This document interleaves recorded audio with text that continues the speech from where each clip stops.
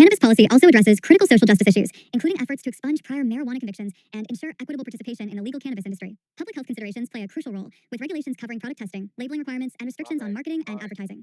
International cannabis law adds another dimension, as countries adopt different approaches to regulation. These range from complete prohibition to regulated medical programs and full legalization, affecting global trade and drug policy reform efforts. The field continues to evolve as legislators, regulators, and stakeholders work to balance public safety, economic opportunities, medical access, and social equity considerations within cannabis law and policy frameworks. Program outcomes. Analyze regulatory frameworks. Apply legal principles.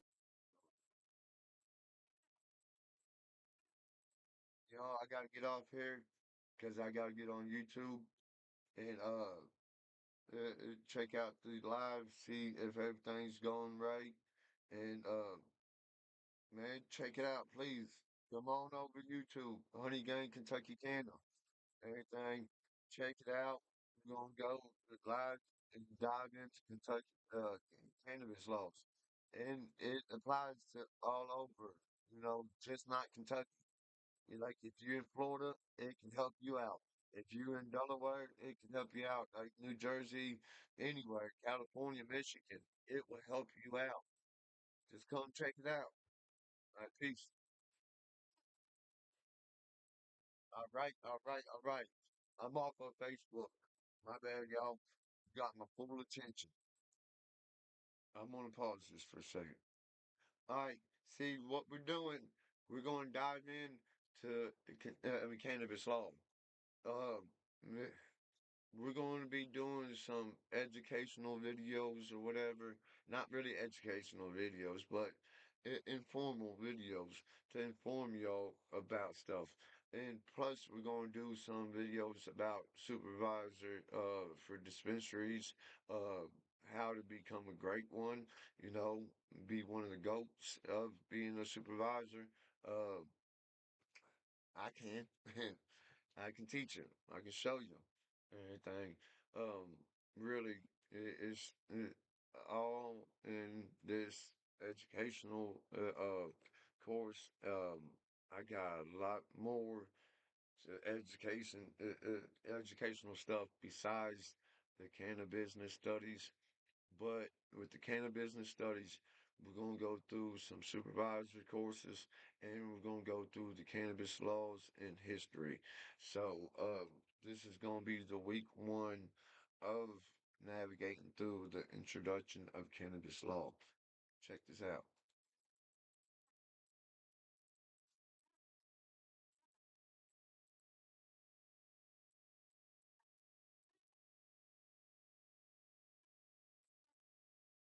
I got to go get the headphones. I'll be right back, y'all.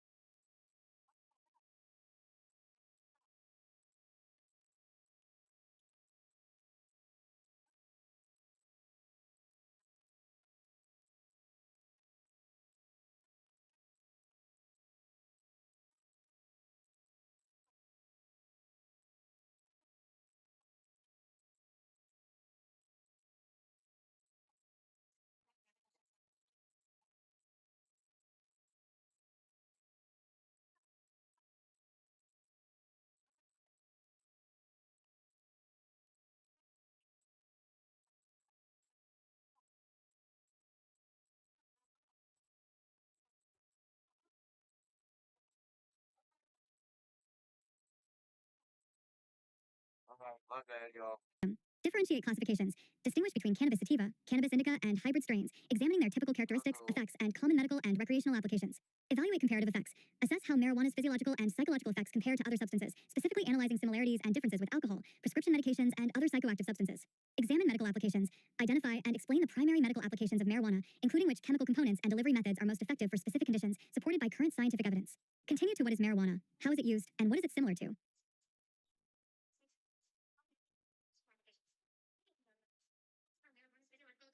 What is marijuana? How is it used? And what is it similar to? Section 3 of 4.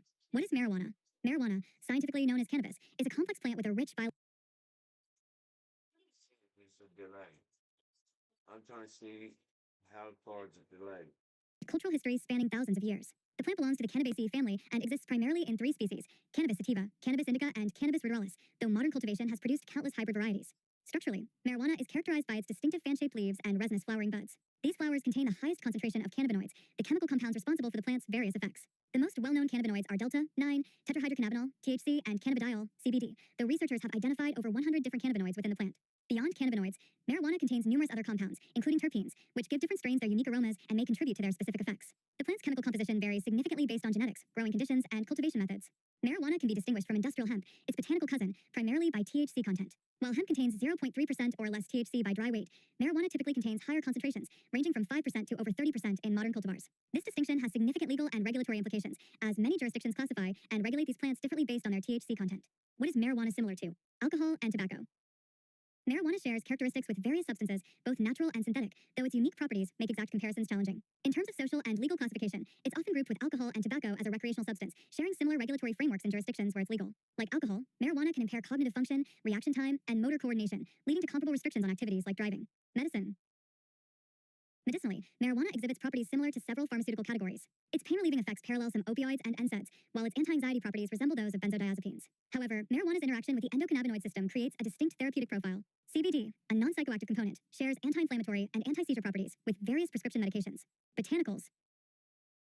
Botanically, marijuana belongs to the Cannabaceae family, relating it to hops used in beer production. Both plants contain terpenes that contribute to their characteristic aromas and potential therapeutic effects. The plant's cultivation requirements mirror those of other agricultural crops, requiring similar attention to soil conditions, lighting, and humidity. Despite these similarities, marijuana's complex combination of cannabinoids and terpenes creates a unique pharmacological profile that distinguishes it from other substances, making it a singular compound in both recreational and medical contexts. Please watch the following videos. YouTube. 3. Youths describe their experiences using spice. I hit it 2 times, and then I don't remember anything. I remember I woke up in the hospital. My throat hurt so bad, and I was like, why is my throat hurting? And it was because they had to put a tube down my throat because I couldn't breathe on my own. Like, they had to breathe for me. And then my mom told me what happened, and apparently I had a seizure at the park. I started seizuring. I didn't look it up. I didn't search about it. I was like, this is going to get me high. That's really all you're thinking about. Well, I first heard about it in high school. Some of my buddies were doing it, and I was smoking weed at the time, so they told me that there was something called synthetic weed that didn't come up on, like, drug tests. My parents were always on me. So I remember the first time I tried it, I was in my buddy's basement. It made me crazy. So I thought, hey, why not try it? And I smoked it, and I remember getting like it's not even just a high, it's just like really mind alternating. And when you think of mind alternating drugs, it's literally just mind alternating. It kind of changes the world around you. My first time, and I ended up having a seizure. My very first time smoking K2, and they just poured water on my face and my nose, and didn't come to, and woke up in an ambulance, and I freaked out as soon as the ambulance door opened. Like, I got out of the bed I was laying in, and I just ran. Like they say, like, it increases your strength and aggression, and it really did. Like, I felt no pain, like taking the butterfly in my arm out, and just running. Yeah, like I was running with it in me, and I ended up pulling it out, and just like I didn't know where I was, like only because like I knew where I was, but because I was under the influence of the K2 or the spice, like I didn't know where I was, I didn't know who I was. I just panicked and just ran. So that was my first experience with K2 or spice.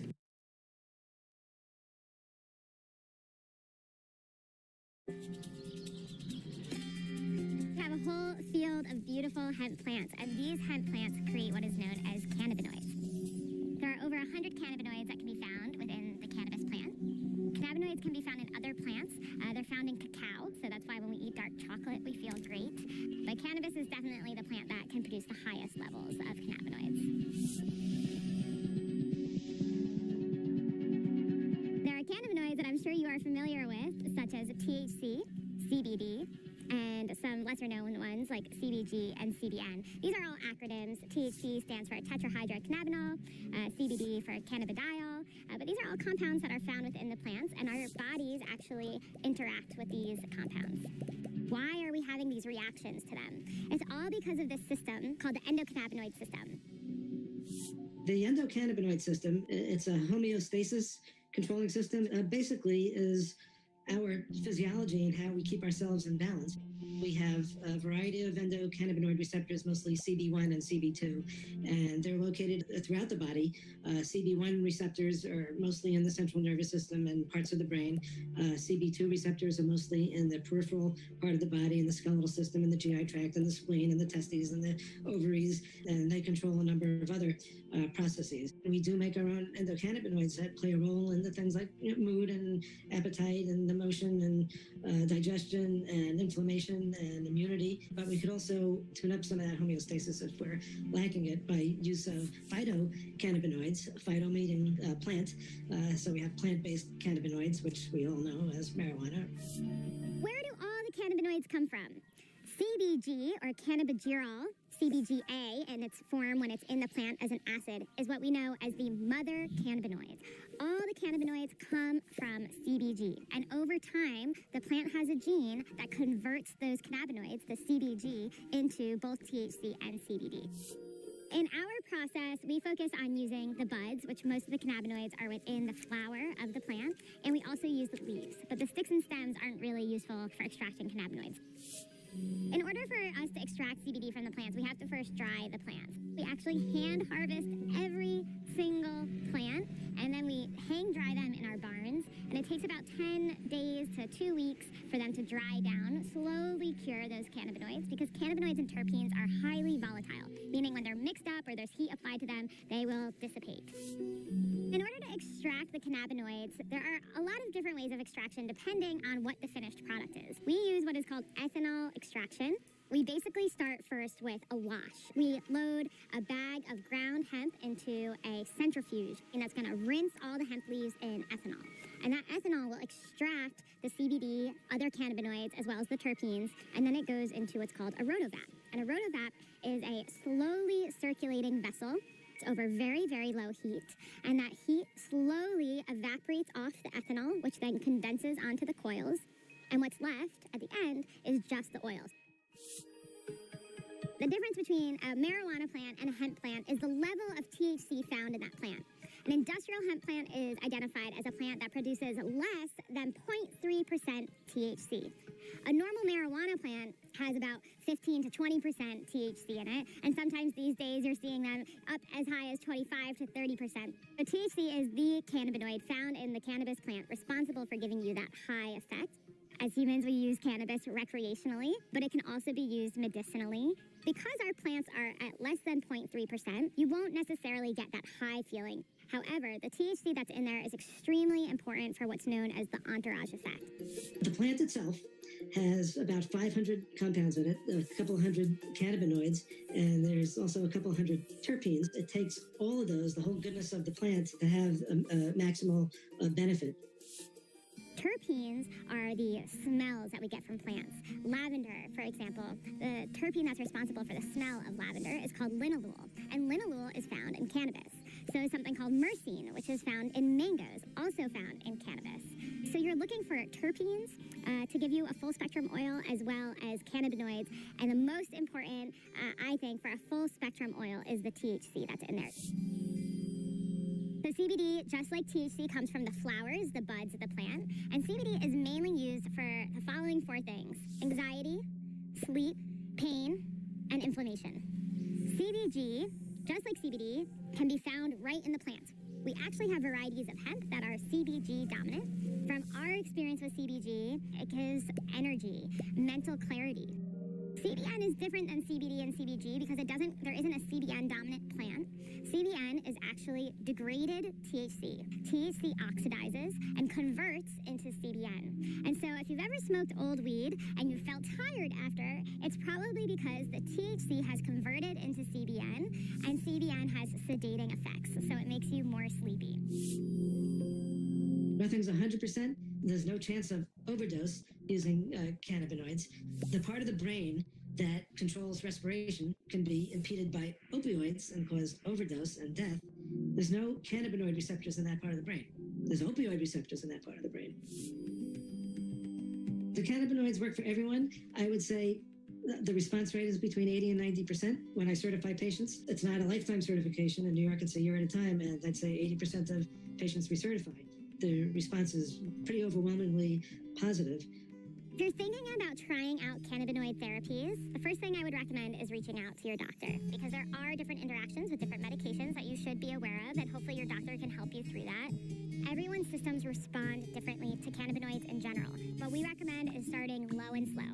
It takes about a week to start noticing any kind of difference, and we generally recommend taking CBD every single day for a month before making a judgment as to whether or not it works for you. It's not an instant remedy. You're not going to all of a sudden feel like on top of the world after a day of taking it. It takes commitment and it takes routine, and it's something that you have to make sure fits into your life.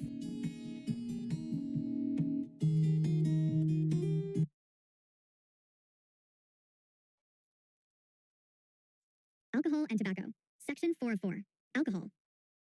Marijuana and alcohol differ significantly in their chemical composition, effects on the body, safety profile, and long-term impact. Marijuana primarily works through the endocannabinoid system, affecting specific cannabinoid receptors in the brain and body, while alcohol acts as a general central nervous system depressant, impacting multiple neurotransmitter systems throughout the body. Intoxication. Overdose risk.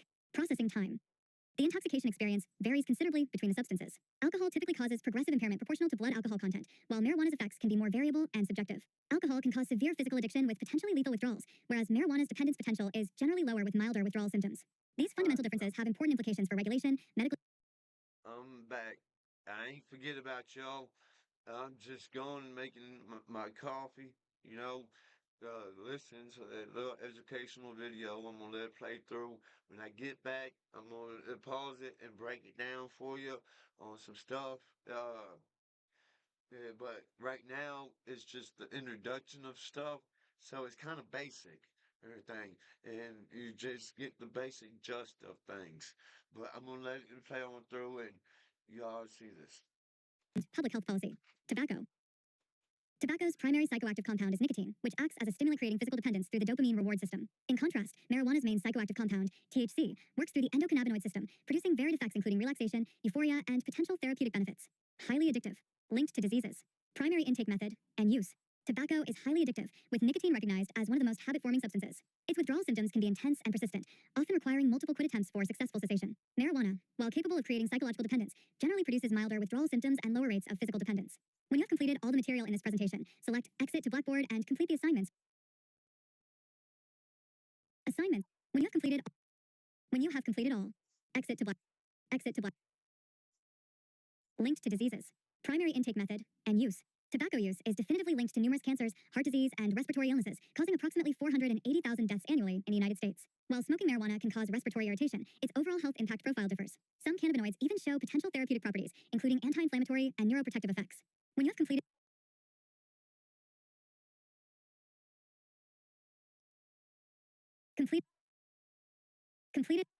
when you have linked to diseases. Primary intake method and use. While tobacco is primarily smoked, marijuana can be consumed through multiple methods including edibles, tinctures, and vaporization, potentially reducing respiratory risks. Additionally, tobacco is used almost exclusively for recreational purposes, while marijuana has recognized medical applications in treating various conditions including chronic pain, nausea, and certain neurological disorders. When you have completed all the material in this presentation, select Exit to Blackboard and complete the assignment. Chapter 1. What is marijuana? How is it used? And what is it similar to? Because many are familiar with marijuana, some may assume that everyone knows exactly what marijuana is and that it means the same thing whenever anyone uses the term marijuana.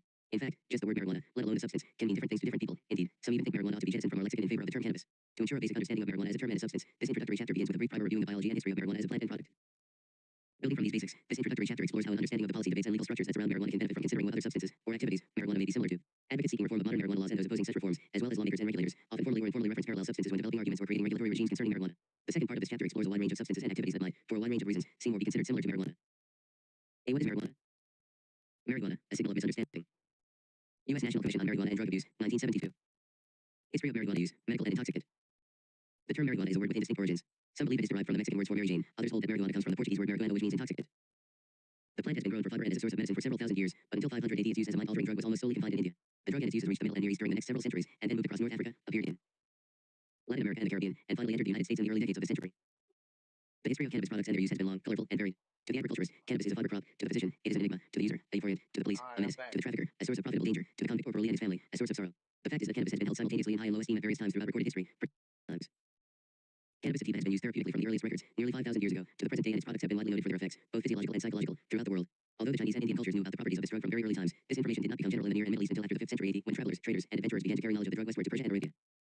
Historians claim that cannabis was first employed in these countries as an antiseptic and analgesic. Other medical uses were later developed and spread throughout the Middle East, Africa, and Eastern Europe. Several years after the return of Napoleon's army from Egypt, cannabis became widely accepted by Western medical practitioners. Previously, it had limited use for such purposes as the treatment of burns. The scientific members of Napoleon's forces were interested in the drug's pain-relieving and sedative effects. It was used during, and to a greater extent, following his rule in France, especially after 1840 when the work of such physicians as O'Shaughnessy, Albert Bush, and Moreau de Tours drew wide attention to this drug. With the rise of the literary movement of the 1840 to 1860 period in France, Gautier, Baudelaire, Dumas, etc., cannabis became somewhat popular as an intoxicant of the intellectual classes. In the United States, medical interest in cannabis use was evidenced in 1860 by the convening of a committee on cannabis indica of the Ohio State Medical Society, which reported on its therapeutic applications. Between the period 1840 to 1890, Walden states that more than 100 articles were published recommending cannabis for one disorder or another. Concern about cannabis as an intoxicant led the government of India to establish the India Hemp Commission of 1893 to 94 to examine the entire question of cannabis use in India. Paralleling the question over cannabis use in the latter half of the 19th century was the growing medical use of other medications superior to cannabis in their effects and more easily controlled as to dose. Consequently, medical use of cannabis declined and cannabis began to lose support of the medical profession. During the years between 1856 to 1937, cannabis lost its image as a medicine and was left with a disreputable image as an intoxicant.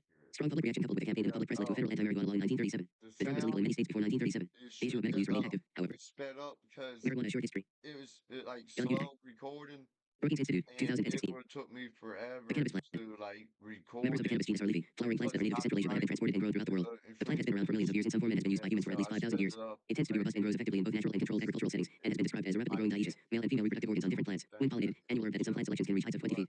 Historically, botanists have disagreed as to the number of species in the genus Cannabis, but there is now general agreement that the three principal cannabis species are C. sativa, C. indica, and C. ruderalis. Each has its own distinct look, chemical characteristics, and uses. Cannabis plants grow quickly and can be harvested on accelerated timelines, particularly in controlled agricultural settings. Depending on the species and strain, cannabis has 5, 7, or sometimes 9 leaves that are dark green and sometimes purple hue. The plant produces a flower at the tip of the stem and the base of the leaves. The flowers or bud have the most powerful concentration of the chemicals that produce an effect on the brain. They are harvested to produce the drug marijuana, particularly when it is to be taken in the most traditional way, smoked. However, other parts of the plant also contain some of the same chemical components, called cannabinoids, that can be psychoactive or not psychoactive. So all of the plant's parts are harvested in commercial production in order to extract cannabinoids. The drug marijuana is not the only product produced from cannabis. Hemp fibers are produced from specific cannabis plants that are low in cannabis's main psychoactive chemical, tetrahydrocannabinol, THC. Hemp stalks can produce strong, fibrous material used for clothing, lines, and sails for ships, and other purposes. Its seeds are used as a protein-rich food, and from those seeds oils are extracted that can be used for cooking or other uses. Hemp can also be purposed for use as a biofuel. During certain periods of American history, hemp growth was encouraged or even required because of its versatility and usefulness, particularly in wartime. Different cannabis varieties grow better under different conditions. Some prefer warmer climates, whereas others can survive in colder conditions farther north. One of the most critical aspects of growing cannabis is the life cycle. Different varieties have different requirements for light and dark in order to maximize and facilitate growth. This sensitivity to light and dark signals two important facts about cultivating cannabis. First, it is not as easy to cultivate cannabis as the moniker weed would suggest. Despite cannabis's robustness, it can also be sensitive to growing conditions. Second, because certain varieties of cannabis can require extended periods of darkness to maximize the growth in generative phases, the plant lends itself to indoor grow environments in which periods of light and dark can be strictly controlled. Water is another area where cannabis has specific requirements. The amount of water provided and the water's acidity levels and nutrient balances are critical. Cannabis species. I can't see the The two most common species of cannabis are sativa and indica, typically used in the production of marijuana. Strains of these two species are rich in THC and are used for both medicinal and recreational marijuana. A third, lesser known, species, ruderalis, tends to have much lower levels of THC. Although cannabis can be grown as a pure species, sativa only or indica only, an entire cottage industry has emerged around marijuana genetics. This involves the cross-pollination or crossbreeding of different strains and even different species of cannabis to produce new hybrid strains. Much of the genetic diversification is driven by the desire to satisfy consumer tastes, as different combinations offer the user different experiences. For instance, it is commonly said that sativa gets you high, indica gets you stoned. This reflects the user experience whereby sativa strains produce a euphoric feeling whereas indica strains are more mellow and relaxing. The combinations of different species, different strains, or both create many types of chemical combinations and lead to a wide array of experiences, feelings, and responses.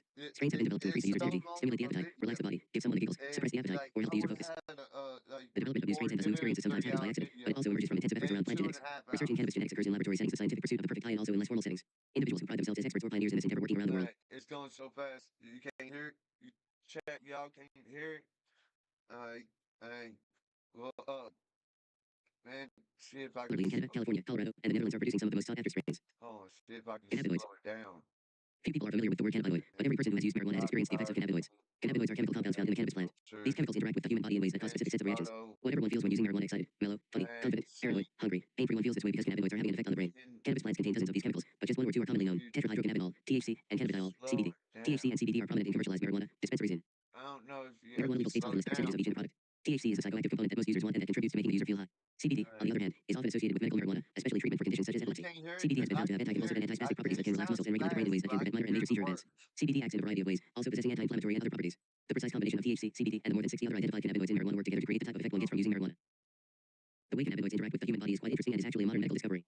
In 1988, a pharmacology researcher named William Devane and his colleagues discovered something interesting. The human body is built to smoke pot. Well, maybe not exactly, but it is built to be receptive to the effects of pot. There are receptors in the brain and elsewhere that are sensitive to cannabinoids and produce, or hinder, chemical responses in reaction to the presence of cannabinoids. This system was dubbed the endocannabinoid system. Once more, subsequent researchers identified endogenous cannabinoids, molecules the human body produces naturally that interact with endocannabinoid receptors. When external cannabinoids such as THC or CBD from the cannabis plant are present, they work with the endogenous molecules and the body's own receptors to produce a variety of effects within the human body. I want to stop this. It is not fully known how the human body reacts. Everything. My bad. I just got informed. It's going way too fast, and I can kind of see it now. I'm gonna get this one off. Everything. We're gonna delete this one, remove that, everything. And my yeah. Alright, so that's removed. Everything. You see nothing but black now, don't you? Hey, well, my face, my beautiful face. and then nothing but black on that screen. All right. I'm gonna, yeah, yeah. There's a delay. There's a delay. In it. Yeah. Media source, and then, um, and I gonna go home, and I'm gonna go to the other week one, and hopefully the other week one is gonna be all right. And what have you done? Uh, week one. That's all right. There's another one right here. All right, chat. I got it. And hopefully this one is gonna be where we need. And hopefully, and or it might just be audio. And uh, Full text. The cannabis industry has undergone significant transformation in recent years, evolving from a largely illicit market to a rapidly growing legitimate sector in many regions. This shift has been driven by changing legislation, increasing acceptance of cannabis for medical and recreational use, and growing recognition of its economic potential. Key segments of the industry include cultivation, indoor, outdoor, and greenhouse, processing and extraction, product manufacturing including edibles, concentrates, and topicals, distribution and logistics, retail, dispensaries, and online platforms, ancillary services, e.g., packaging, testing, security. The industry faces unique challenges such as complex and evolving regulations, banking restrictions, and the need for stringent quality control and tracking systems. Despite these hurdles, the global cannabis market continues to expand rapidly, with new medical applications and product innovations driving growth. 2QCBS 120X0101 Cannabusiness Industry Logistics and Supply Chain Management Spring 2025. Lesson 1. Weekly assignments. Print. Previous Lesson 1 Introduction. Next Leçon 1. Lecture 1. Review and complete. Lecture 1 and Lecture 2. Read. 2020. hey, chat. We're back. Week one. Lecture 1. Introduction to Supply Chain Management Concepts. Supply chain management, SCM, is a crucial business function that involves the end-to-end coordination of all activities related to the flow of goods, services, and information from raw material suppliers to end consumers. It encompasses planning, sourcing, manufacturing, delivery, and returns processes, aiming to maximize customer value and achieve a sustainable competitive advantage. Core concepts in supply chain management. On top of the key components above, the 5 concepts listed below are essential for supply chain management. 1. Integration. Successful SCM requires the coordination and collaboration of all parties involved in the supply chain, internally and externally. 2. Flexibility. Supply chains must be able to adapt to changes in demand, supply disruptions, and market conditions. 3. Visibility. Transparency across the entire supply chain is crucial for effective decision-making and risk management. 4. Sustainability.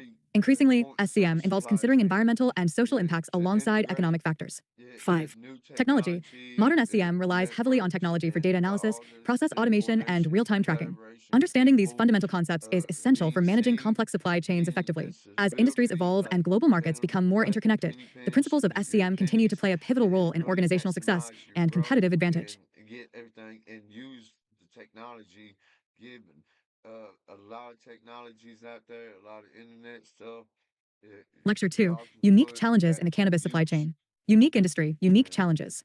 The cannabis industry faces a set of distinct challenges in its supply chain management, stemming from its unique regulatory environment, product characteristics, and market dynamics. Review these challenges below by clicking on the plus symbols. Scroll below to review a text version of all challenges. Full text. Unique challenges in the cannabis industry. Regulatory compliance. Varying legal landscapes. Laws differ significantly between jurisdictions, complicating interstate or international operations. Strict traceability requirements. Many regions mandate seed-to-sale tracking, necessitating robust inventory management systems.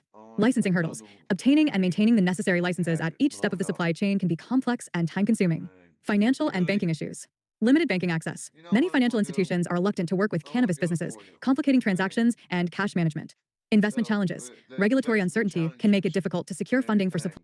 Regulatory uncertainty can make it difficult for secured funding in the supply chain improvements. Yeah, but he's meaning like you can't get no federal loans. You can't get nothing like that. So it's getting hard. You got to go to private investors, private banks. Private investors, private banks will do it for you. Dang, Supply chain improvements. dang. Product-specific challenges. Product specific Perishability. Cannabis challenges. products have limited shelf lives, requiring efficient inventory turnover and storage solutions. Perishables and cannabis products have a limited shelf lives, requiring efficient inventory turnover and storage solutions. If you keep your flower long enough, it will start turning brown. It will lose the potency. It will convert over from THC9 to CBN. And the quality control, managing a consistent product and quality across batches can be challenging due to violations and grow conditions. Quality control. Maintaining consistent product quality across batches can be challenging due to variations in growing conditions. Testing requirements. Mandatory lab testing at various stages of the supply chain can cause delays and increase costs. Security concerns. Because everything costs now. High value product. Cannabis products are attractive targets for theft, necessitating enhanced security measures throughout the supply chain. Cash heavy operations. Due to banking restrictions, many businesses deal primarily in cash, increasing security risks. Transportation and distribution. Route restrictions. Transporters must often plan routes that avoid jurisdictions where cannabis remains illegal. Limited carrier options. Many traditional logistics providers are unwilling to handle cannabis products. Forecasting and demand planning. Market volatility. The rapidly evolving nature of the industry makes demand forecasting particularly challenging. Seasonal variations. Outdoor cultivation is subject to seasonal cycles, impacting supply consistency. Sustainability concerns. Energy intensive production. Indoor cultivation often requires significant energy use, raising environmental concerns. Packaging waste. Regulatory requirements often necessitate excessive packaging, conflicting with sustainability goals. Addressing these unique challenges requires innovative solutions and a deep understanding of both supply chain management principles and the specific nuances of the cannabis industry. Disaster. The energy intense production of indoor cultivation. That's why this right here, people, the uh, the energy, the energy intense production. This is why you get a bunch of cannabis, sleepy cannabis, sleepy broccoli, the type that makes you unmotivated, don't want to do nothing. You just want to sit down and chill. And this is why, because you get a bunch of 8 weekers, 8, 9 weekers that gets done. People don't have to spend that much money on electric bill, and then bam, they get it harvest, a fast turnover, bam, bam, bam. They get more money. You get the sativas, the 13 weeks. I mean, you got 3 to 4, no, 5 extra weeks. 5 extra weeks, you got to grow. You know, that's a lot of electric. A lot of electric. So a lot of growers ain't wanting to do that. They're sticking to these indica leaning hybrids. Even the sativas.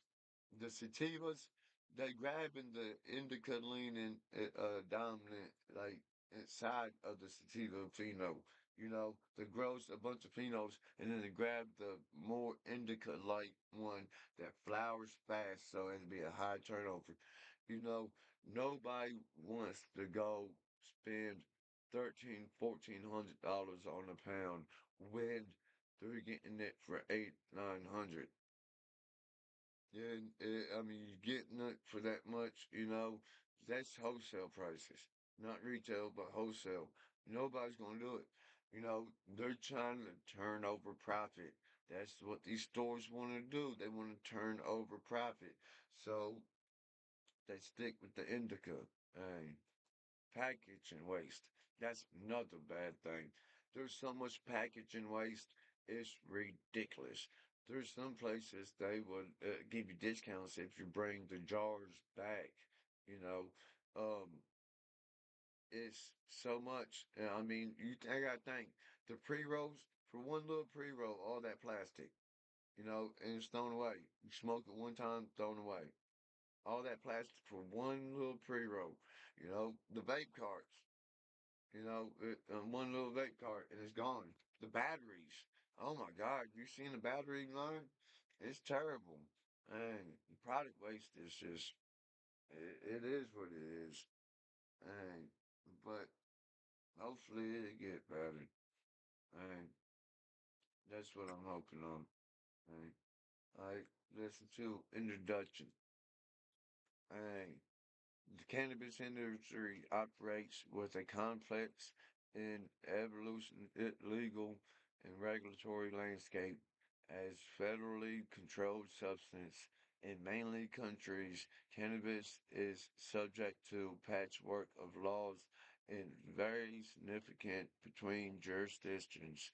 This creates unique challenges business operating in the industry, particularly those involved in the supply chain management. All right.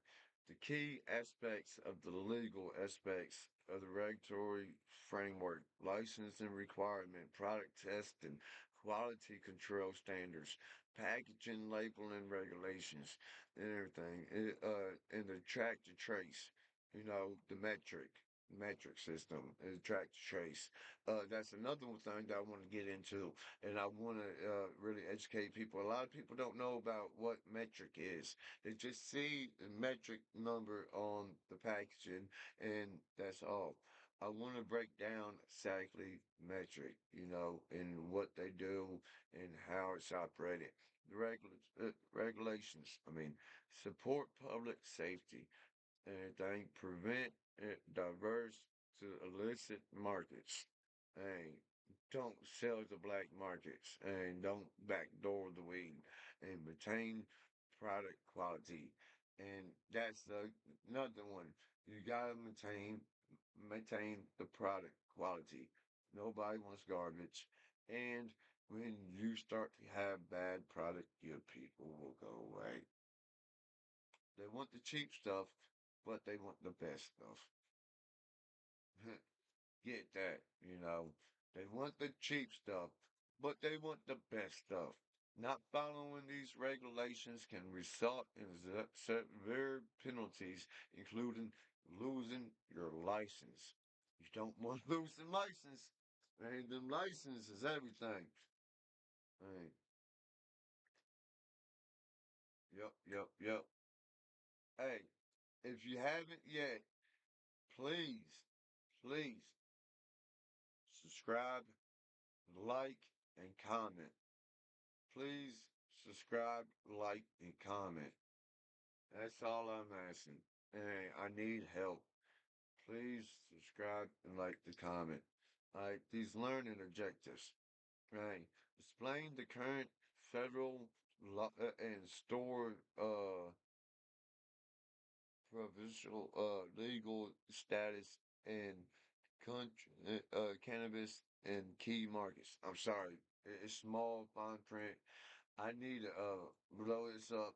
Hey, explain the current federal and state, the province legal status of cannabis in the key markets.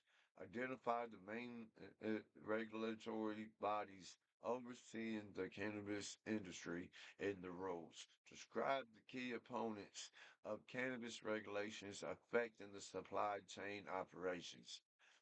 Analyze the impact of the track and trace requirements on the inventory management and the logistics. Evaluate the strategies for ensuring and regulatory compliance in the cannabis supply chain. Discuss the challenges and opportunities present by the evolving regulatory landscape. All right. All right.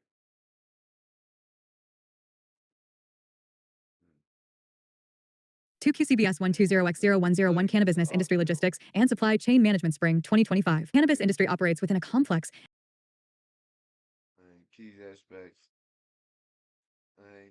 of the legal framework, including license requirements, product testing and quality control standards, packaging and label requirements, regulatory regulations, and straighten uh, track to trace systems, Regulations aim to ensure public safety, prevent a diversion in the illicit market, and maintain product quality. However, they also create significant operational complexities and compliance burdens of cannabis businesses.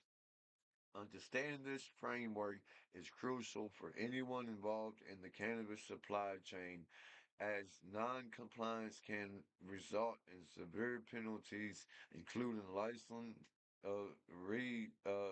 vindication. The industry continues to evolve, staying abreast into the regulatory changes and adapting operations according to the essential for And long-term evolving legal and regulatory landscape. As a federally controlled substance in many countries, cannabis is subject to a patchwork of laws that vary significantly between jurisdictions. This creates unique challenges for businesses operating in the industry, particularly those involved in supply chain management.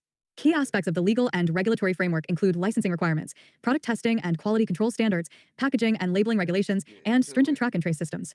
These regulations aim to ensure public safety, prevent diversion to the illicit market, and maintain product quality. However, they also create significant operational complexities and compliance burdens for cannabis businesses. Understanding this framework is crucial for anyone involved in the cannabis supply chain, as noncompliance can result in severe penalties, including license revocation. As the industry continues to evolve, staying abreast of regulatory changes and adapting operations accordingly is essential for long-term success. Companies that excel challenges in compliance. Maintaining compliance and absolute is an absolute necessity, but therefore many complications to this process.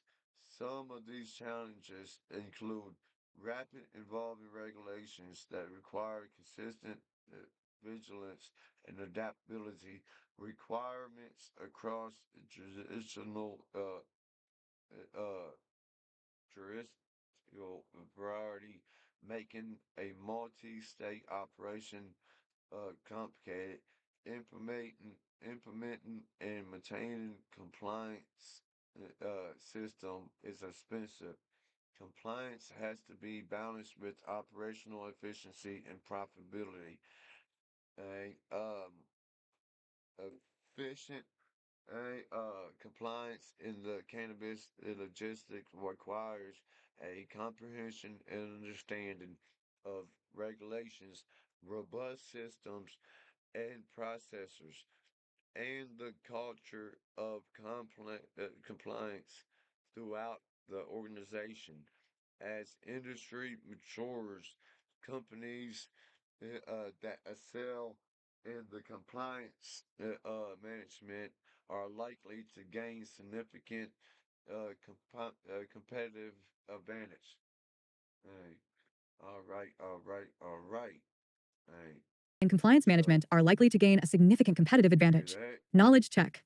Test your knowledge by sorting the cards below into the correct category of compliant practices and non-compliant practices. All products are tested at various stages. Right. Knowledge check. Test your knowledge by sorting out the cards below into the correct category. Category of compliant practice and non-compliant practices. All products are tested at various stages of the supply chain. Compliance practice or non-compliance practice. I'm going for it. Compliance practice. Of the supply chain. Compliant practice. Non-compliant practice.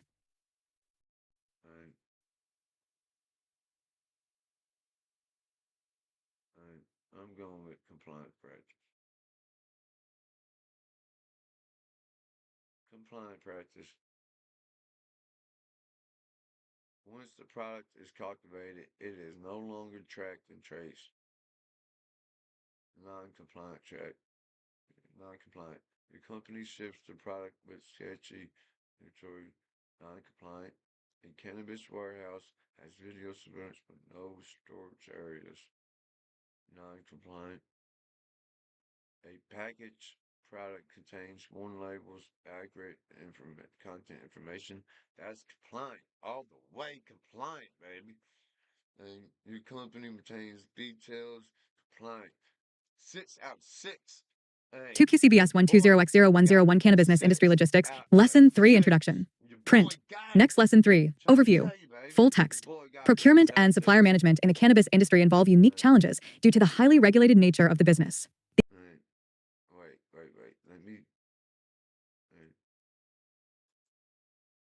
All right. Rapidly. I done did that. Companies that excel in compliance management are likely to gain a significant competitive advantage. Manufacturers. Evaluating and selecting suppliers based on quality, reliability, and regulatory compliance. Negotiating contracts that address industry-specific concerns like testing requirements and chain of custody. Managing supplier relationships in a rapidly evolving market. Ensuring traceability and documentation for all procured materials. Navigating the limitations on interstate commerce due to federal prohibition. Adapting to frequent changes in regulations and market conditions.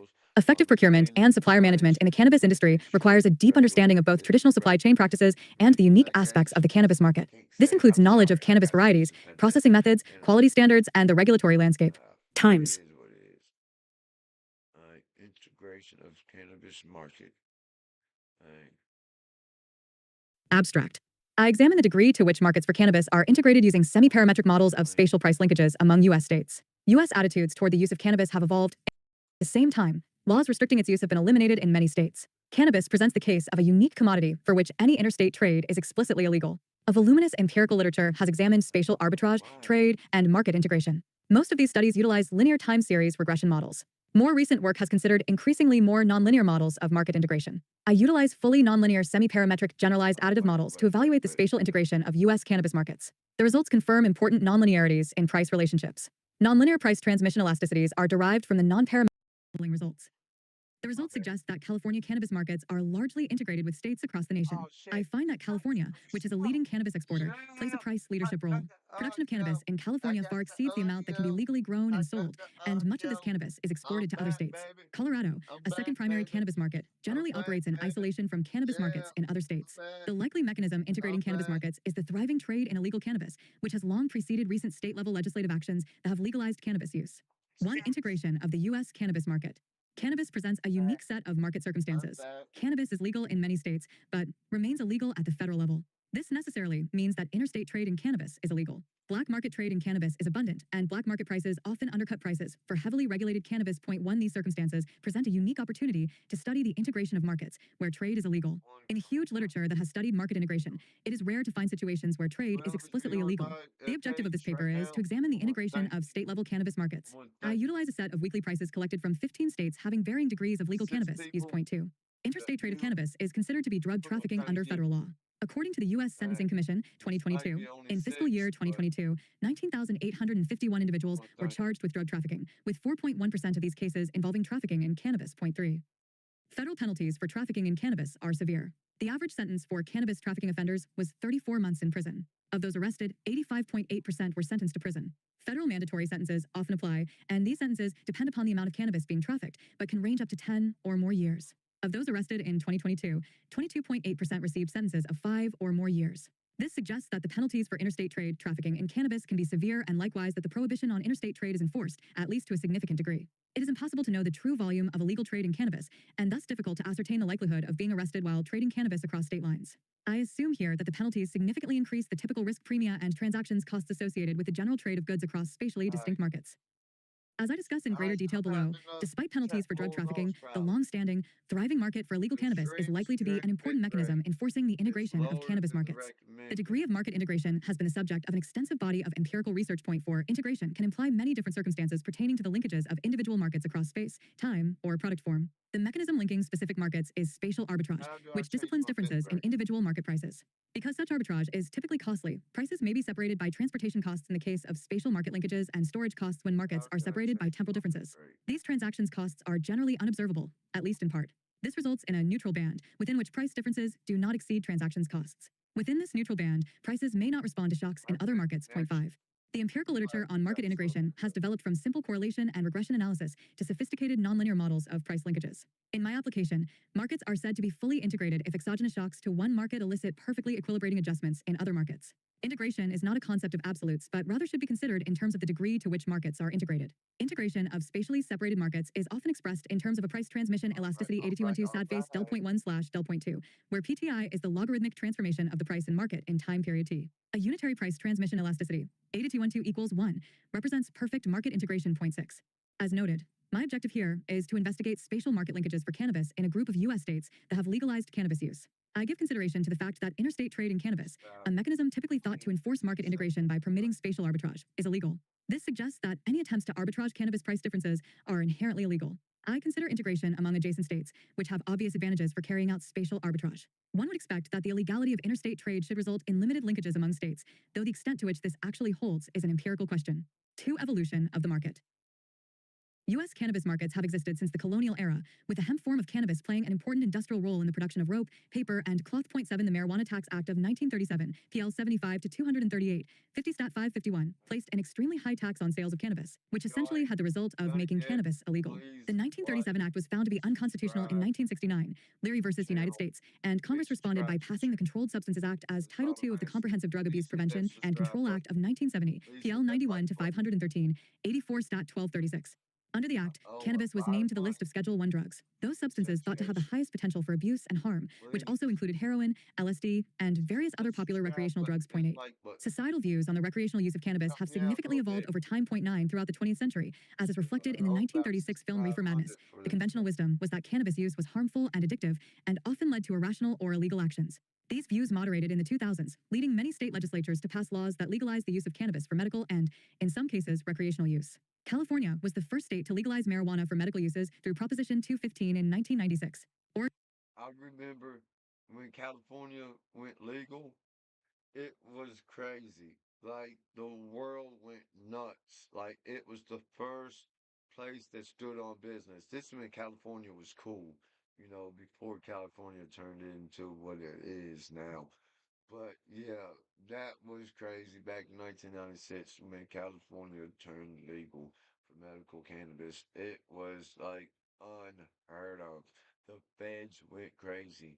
But it is what it is, and they succeeded in what they did, and I thank them for it. Alaska and Washington then legalized medical uses of cannabis in 1998. Many other states followed by passing their own legislation legalizing medical uses of cannabis. 10. Colorado and Washington were the first states to legalize recreational cannabis use in 2012. Yeah. By 2016, Alaska, Oregon, California, Maine, Massachusetts, and Nevada had approved recreational use of cannabis, and at present, 24 states have fully legalized cannabis for any use. Yeah. See, when Colorado did it, they really did it. Like, Cali did it, and they was making a killing. But when Colorado did it, they did it. I really had to give it to them. They did it at that time. And then the other states started falling in place. Everything. Finally, Kentucky. We got our medical. You know, I'm happy for that. We got our medical cannabis finally. We don't have the raw flower, but we got oil, but we don't even have the dispensaries open. What the hell am I talking about? Support your local plug. Support your local plug. Federal legislation has not changed the illegal nature of cannabis, in spite of the many state-level actions that have legalized cannabis use. This has resulted in state and federal regulations that are in conflict. Regardless of state-level actions that have made cannabis use legal, interstate trade in cannabis remains illegal. Since its legalization, the market for cannabis has been the focus of a considerable volume of research, much of which is focused on estimating demand elasticities. 11 Pacula and Lundberg, 2014, review the literature on the demand for cannabis. They note that most research has examined price responsiveness. You know what? I pause it. I think it's funny, and I think it's odd. It's illegal to go get flower out of state and travel on the interstate. It's federally illegal. But Andy Bashir said that's the only way you can get your flower in Kentucky. Signed executive order, said that you got to go out of state and then travel back into state with a special one narcotic. I mean, it's crazy, that the governor would tell you to do that, but that was the rules. The governor told you to really interstate traffic. It's crazy. to prevalence of use, which is a composite of different user groups, rather than the level of consumption among regular users, which represents the largest share of total quantities consumed. They point out that this biases market elasticity estimates and makes their use questionable as a tool for evaluating policy. Majed et al., 2019, note that Americans spend about $150 billion annually on cannabis, cocaine, heroin, and methamphetamine. Kilmer et al., 2010, note that the price of cannabis that consumers face will depend heavily on taxes, the structure of the regulatory regime, and how taxes and regulations are enforced.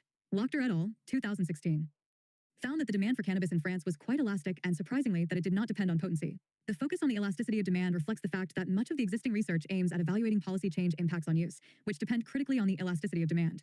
This is a distinctly different objective from that considered in this paper, the integration of legal markets for cannabis. Goldstein et al., 2019, review the evolution of cannabis regulations in California as the market underwent important regulatory changes. Butzik et al., 2018, note that the epicenter of cannabis production today is the region in Northern California known as the Emerald Triangle, Humboldt, Mendocino, and Trinity counties. Jacoby and Savinsky, 2016, evaluate the demand for cannabis and find that legalization increases its use modestly in those aged under 28, whereas average use increases by 48%. Bodwich et al., 2021, found that 1/3 of the California cannabis growers that they surveyed had never applied for a cannabis license. Farmers' noncompliance was primarily attributed to an inability to overcome regulatory barriers to participation. Butzik et al., 2017, consider the factors influencing cannabis farm location and size and find that these factors are quite different from those affecting other agricultural crops. It should be noted that a burgeoning market for cannabidiol, CBD, has developed since hemp was legalized for industrial and medical uses. Hemp was classified as an industrial crop by the 2018 Farm Bill, leading to its widespread, if not sporadic, production as a commercial crop. CBD is derived from hemp and typically has minimal levels of THC, the psychoactive. Correction. They got minimal levels of THC9. That's the illegal substance. THC9. Hemp got some minimal levels of THC9. Now, you can get some hemp that will fold you. I mean, fold you. Like a lawn chair fold you. You know, I mean, it's high THCA because everybody knows you have to have THCA to have THC9. You know, it's just, it is what it is. That's the only way you have THC9 is to have THCA. Alright, so therefore, yes, hemp has THC in it. They have a lot of THC in it. They got all kinds of THC in it. THC8. Now, THC8 is hemp, but that is created actually from CBD. You know, they take CBD and convert it into a THC, and that's THC8, Delta 8. But Delta 9, THC9, is the illegal substance, that's the illegal THC, and therefore that is low in hemp. Not THCs, not all THCs. The component of cannabis. Hahn and Ingombe, 2023, suggest hemp may have the potential to replace soybeans and soybean. Wheat double cropping because hemp shares key attributes of soybeans as a rotation crop, profitability, potential as an energy crop, and maintenance of soil fertility. Mark et al., 2020, review state pilot programs and the growth in the hemp economy following passage of the 2018 Farm Bill and chart the growth of hemp production following its legalization. Mark and Snell, 2019. Discuss economic issues facing producers and present farm-level economic analysis of hemp production. My focus is on cannabis having levels of THC beyond the legal threshold of 0.3%, and that is intended for recreational or medical marijuana uses. I view hemp as a distinct industrial crop that, although certainly related to cannabis, has its own distinct market. 3. Conceptual framework. Arbitrage is at the core of market linkages. Such arbitrage typically takes the form of spatial trade, which is based on a profitable exchange of goods. Spatial arbitrage requires the ability to move product among spatially distinct markets. In the case of cannabis, despite its legal status in many states, such trade is explicitly illegal under federal law.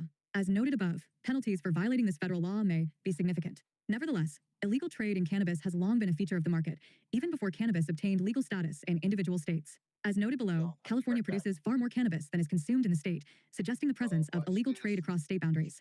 A finding of integrated markets suggests the presence of interstate trade, albeit of an illegal nature.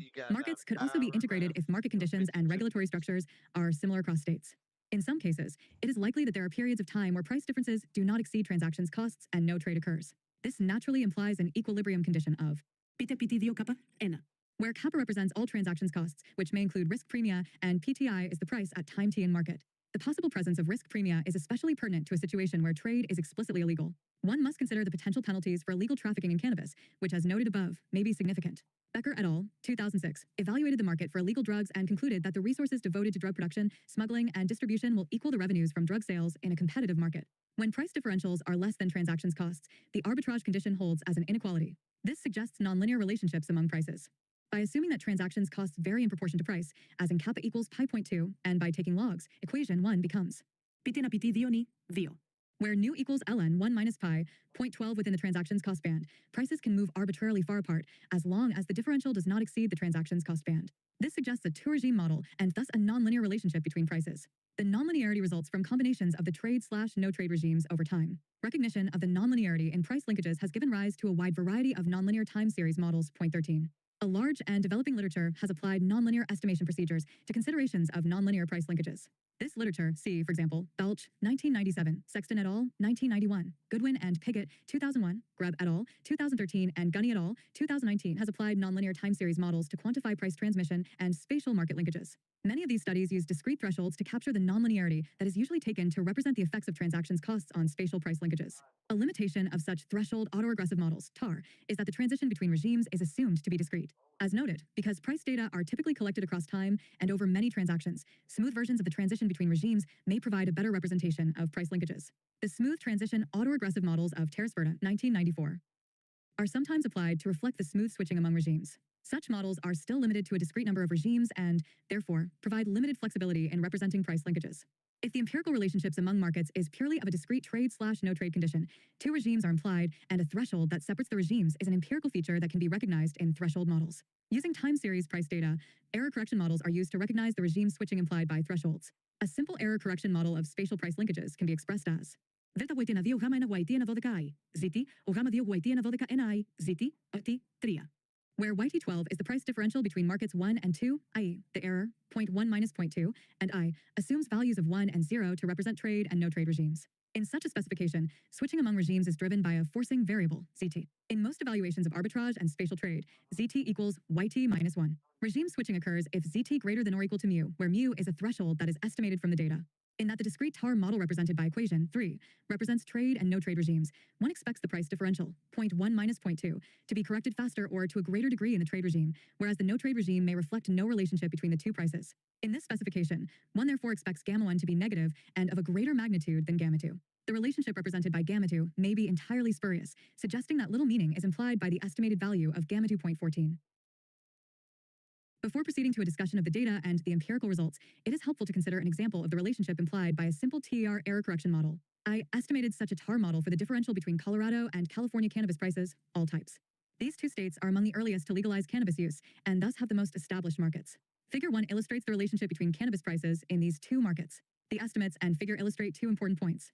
First, the estimated TAR coefficients, corresponding to the derivatives gamma 1 and gamma 2 in equation 3, are minus 0.2401, t-value equals minus 4.31, and half-life equals 2.52 weeks, and minus 0.0156, t-value equals minus 0.54, and half-life equals 44.2 weeks. This suggests that no statistically significant relationship exists among the prices in the no-trade regime. However, a statistically significant relationship between the prices exists when the price differential exceeds the threshold, mu equals 0.078. The nonlinearity of the relationship is obvious, but the empirical representation of the relationship is very restrictive because it consists of two linear relationships broken by a single knot point. There are 286 weekly observations, and the break in regimes occurs at observation 255, when the data are sorted by the lag differential. The implication is that relatively few observations fall into the trade regime, and the significant variation noted around the TAR function suggests that the restrictive nature of the simple TAR model may fail to capture important nonlinearities. I therefore consider a more flexible nonlinear time series model of spatial price linkages. Figure 1. Open in Figure Viewer PowerPoint. TAR model of Colorado, California prices. For econometric procedures. A simple evaluation of price relationships using a TAR model demonstrated considerable nonlinearity that may not captured by the specification. It also conformed to expectations in that adjustment to shocks to price differentials vary with the size of the shock, with a larger shock eliciting a greater adjustment. Within the transactions cost band, prices do not react to market shocks. Figure 1 demonstrated that standard TAR models lack the flexibility necessary to adequately represent the potential nonlinearity in price linkages. I therefore consider a fully flexible, non-parametric model of price linkages within the spirit of the TAR model. Non-parametric regression allows the assumption of linearity to be relaxed. Even further, the methodology allows one to lift any structural assumptions save those that apply to the distribution of the error term. Any non-parametric regression nests a linear specification. Because of the well-known curse of dimensionality, purely non-parametric regression may not be appropriate when applied to a model with a large number of independent variables. Another shortcoming of non-parametric regression lies in the interpretation of the implied economic relationships among the dependent and independent variables. To overcome these problems, Stone, 1985, proposed models that adopt an additive approximation to the multivariate regression function. This overcomes the curse of dimensionality because each individual additive term is estimated using a univariate smoother, and the approximation is local rather than global. The aforementioned interpretation problem is avoided as the estimates of the individual terms explain how the dependent variable changes with the independent variables. Pioneering works by Linton, 2000, and Wood, 2003, 2004, among others, discuss alternative approaches to the estimation of additive non-parametric models. Consider a non-parametric modification of the typical TAR model of price linkages given by equation 3, where it represents a smooth non-parametric function of the lagged price differential. Delta, pt ena pt dio, alpha mi venches, pt edeka pt dodeka, t. 4. The smoothing function S is non-parametric and can be represented by several different non-parametric methods, including splines, local linear or polynomial expansions, local mean and median smoothers, and nearest neighbors. The additive specification avoids the overfitting problem common to many non-parametric methods because all smoothing is done non-parametrically using penalized regression methods. The optimal degree of smoothing is determined by generalized cross-validation. The specification is made semi-parametric and is suited to quasi-maximum likelihood methods by specifying a parametric distribution for T. In the applications, I use a normal distribution. These models are often specified by including a link function, which relates the dependent variable to the model as a whole. I utilize a linear link function, which makes the model transparent to the link function point 15. Lagged values of the first difference terms of the price differential are included to account for short-run dynamics in the price relationships. This specification is fully specified as delta, pt ena pt dio, alpha ches midem pt edeka pt dodeka, a j ena j delta, pt j ena pt j dio, ati, pende. Where SI are non-parametric spline terms and T is a normally distributed additive term with a standard deviation, dispersion, term of sigma. The long-run price response, which is analogous to the price transmission elasticity, is given by S0. Yi and Wild, 1996, discuss iterative reweighting estimation procedures for generalized additive, GAM, models. I utilize regression splines with penalized higher-order derivatives of the basis functions applied to a set of n equally spaced, not points. The splines are represented as a sum of basis functions, which are estimated using penalized regression methods. The basis functions are of the form S, x, I in alpha x midden, xi. Where the alpha s are basis function parameters to be estimated, x0 is a reference point, is the Euclidean norm, and x minus x0 equals x minus x0 to log, x minus x0. A non-parametric additive model of this form can be estimated by standard ordinary least squares or maximum likelihood methods by choosing the basis function parameters that minimize the sum of squared errors as in sigma 1 to T2. However, in such an approach, nothing controls the smoothness of the functional relationship. I utilize penalized regression methods and generalized cross-validation to prevent such a problem. The penalty j lambda is made up of derivatives up to order m, 2 in my case, and the basis functions are estimated by minimizing. Where yt12 equals delta, 0.1 minus 0.2, and m0 is the conditional mean of yt12 represented by equation 5, and lambda is a smoothing parameter. If we define L, alpha, to be the log of the likelihood function for a given parametric distribution, conditional on a set of given smoothing terms k, we can write the penalized maximum likelihood estimation, MLE problem as LP, alpha, L, yt dodec alpha j lambda alpha, octo. Where L, yt12 theta, is a standard likelihood function, and 12 alpha j lambda alpha is a penalty term. Smoothing parameters and lag orders are chosen by minimizing the generalized cross-validation criterion, given by GCV lambda and TNN, yt dodec midden, vio, TAH lambda, vio, enea. Where TR is the trace of the matrix and H lambda sad face XX plus lambda J lambda, minus 1x, which is equivalent to an influence matrix. In the applications to follow, I considered lag orders up to 3 and chose the lag order that minimizes the value of equation 9. 5. Empirical analysis. Weekly prices for cannabis, medical and recreational, were taken from Cannabis Benchmarks Incorporated. Cannabis Benchmarks conducts a national survey of cannabis prices each week. 16. The proprietary price assessments are generated from a collection of wholesale transactions data collected by a survey from cultivators, retailers, distributors, and marketplaces/exchanges across 22 state markets.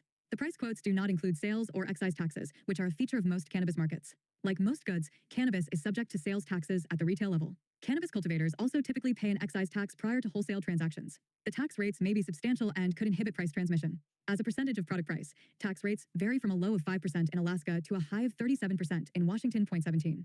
The data were aggregated at the state level and were available for 22 U.S. states, though the price data were incomplete for several states, which therefore were omitted from the analysis, leaving 15 states in my analysis sample. The data span the period from October 16, 2015 to April 2, 2021.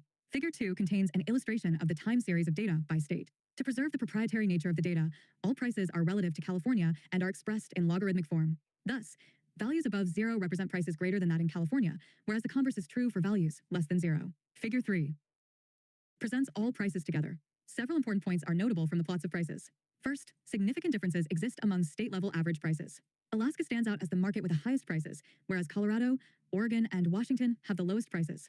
In most cases, prices are significantly greater than those in California. California has a mature market for cannabis and tends to be the center of production, especially for the illegal trade. A second notable point is the extreme volatility in prices. This volatility appears to have been magnified beginning in 2018, which was an election year that saw cannabis legalized in many jurisdictions. The high increase in the level of price volatility around 2018 is apparent. Finally, prices tended to drop substantially beginning in 2018, which again was a period of expansion in the legalization of cannabis in many states. Prices tended to return to the values realized prior to 2018 by 2020, which coincided with the COVID pandemic. Cannabis was often noted to be a viable treatment or prophylactic that diminished COVID susceptibility. 18. Figure 2. Open in Figure Viewer PowerPoint. Logarithmic cannabis prices relative to California by U.S. states. Figure 3. Open in Figure Viewer PowerPoint. Logarithmic cannabis prices relative to California by U.S. states. An initial first step in the analysis involves estimation of the standard linear price transmission model of the form 0.1 equals alpha plus beta 0.2, where beta is the price transmission elasticity. This approach constrains the transmission elasticity to be constant across all values of the pairs of prices. Perfect integration of the markets, meaning that price shocks are fully transferred among spatially separated markets, requires the price transmission elasticities to be unitary. Table 1 contains estimates of the linear price transmission model. All prices are compared to the prices in California and Colorado, which are considered to be important benchmark markets because of the earlier legalization of recreational cannabis use, with the exception of a comparison of Washington and Oregon. I also consider the price transmission relationship between prices in Washington and Oregon, which are important adjacent states. Table 1. Price transmission elasticities and co-integration testing results. 0.1 equals alpha plus beta 0.2. Intercept. Slope. R-square. Angle. P-value. Shin. P-value.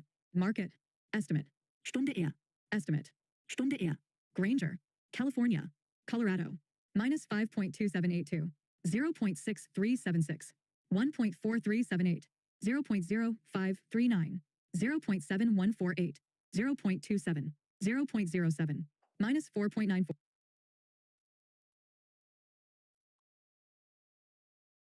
Massachusetts.